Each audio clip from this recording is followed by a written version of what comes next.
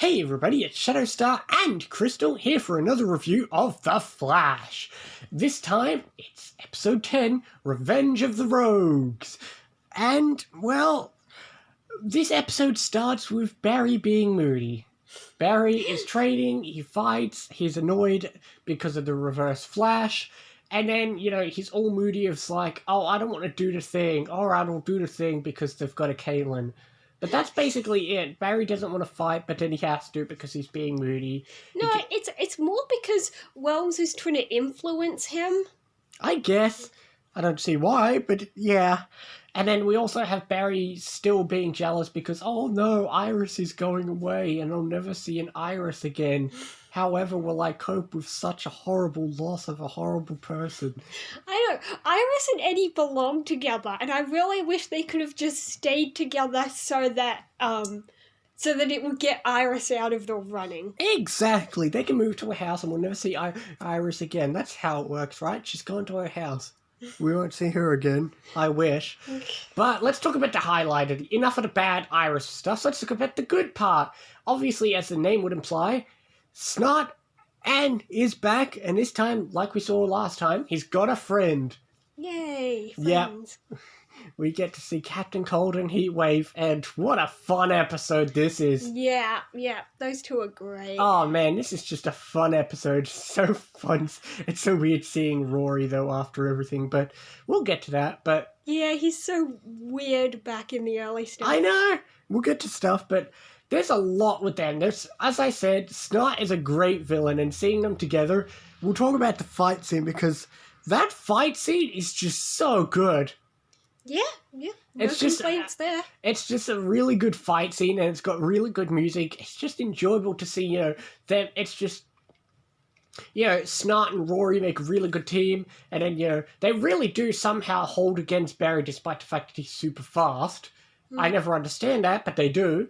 And then Eddie ends up helping. Eddie has a good moment. I told you Eddie will slowly turn around. Iris may be crap, but Eddie at least is good in this episode. Well, considering the Flash attacked him, he'd be a bit reluctant to help, but he did a good thing. Exactly. What do you mean the Flash attacked him? Oh yeah, from episode 8. Yeah. The crossover, of course. You dum-dum. Exactly, but like I said, Eddie's turning around, and that's a good moment where Eddie steps in. But, we also have... There's also, this is the episode that, we've talked about it, but now, as Snot says, everyone knows the Flash is real at this point. Yeah. There's no going back, but Snot's just a great villain. He's always calculating, he knows everything, he's so good. And, unlike Rory, who's insane, you can see that, Snot has a bit of honor or respect to him, in his own way, if you will. Yeah. The way he accepts defeat when Barry wins. Yeah. But at the same time, it's not completely defeat. He had a plan of, okay, if we do get arrested... We're introduced to another person Snot knows. He has a sister. Yeah. Which we'll be seeing again. But speaking of which, we've got a bit of foreshadowing for the next episode, which we'll talk about. Because we get introduced to the people he steals the painting from. Yeah. The Rathaways. We'll be seeing them very soon. Yeah, that is nice. I don't know how big Rathaway is in the comics, but fans might recognize the name. Yeah, but I suppose the other thing is the ongoing thread of Firestorm. Yeah. Because we talk more about Ronnie, and we learn about Firestorm, and we do learn a bit more because Caitlin speaks to a guy.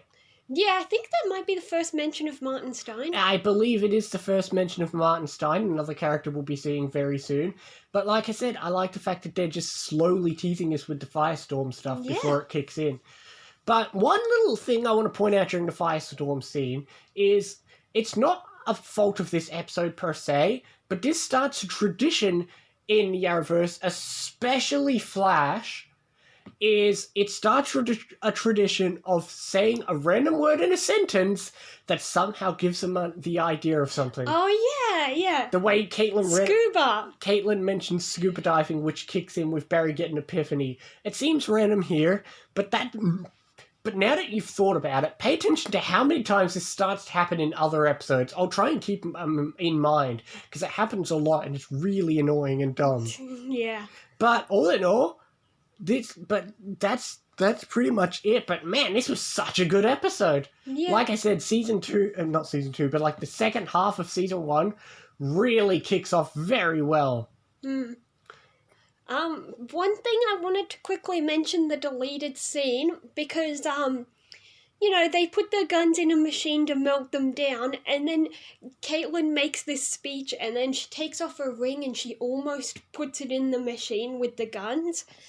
And I just found that weird, because that scene would have made sense earlier on, because it could have been about accepting that he's dead. But now that we know he's alive, why are you giving up on him? Yeah, I know, it's weird. At this point, she starts to have hope when she's learning about the Firestorm stuff. But also, she knows it's dangerous, because as we see, there's more to the Firestorm stuff than, there's more going on. Yeah, because the army came and took their research. And, Stein is supposedly disappeared. Yeah. Yeah, but all in all, that's the episode. Like I said, I know we didn't talk about it much, but you just got it. That's the thing. We talk about it quickly, but sometimes we gloss over things, but they're the best parts. Like, I could go on, but, just how much more can you say about Snart and Rory being really good, especially that fight scene? Yeah. It's just, oh man. Everything Snart says is great. I know, Snart's such a great character. I know, in the past I've thought, okay, people seem to act like he's overrated, but, rewatching it, I'm just really enjoying Snart. Yeah, he's great. Yeah, he's just so good, and we'll get to them a lot more, obviously, but... I'll go as high as... I'm giving it an 8.5. 7.5. Alright, 7. I'm giving it an 8.5. Okay, 7.5. The next episode is The Sound and the Fury. Oh, that one. Yep, as we've had some foreshadowing, so we'll get some more into it next time. But next time is episode 11, The Sound and the Fury. We will see you for more Flash and other things as well next time.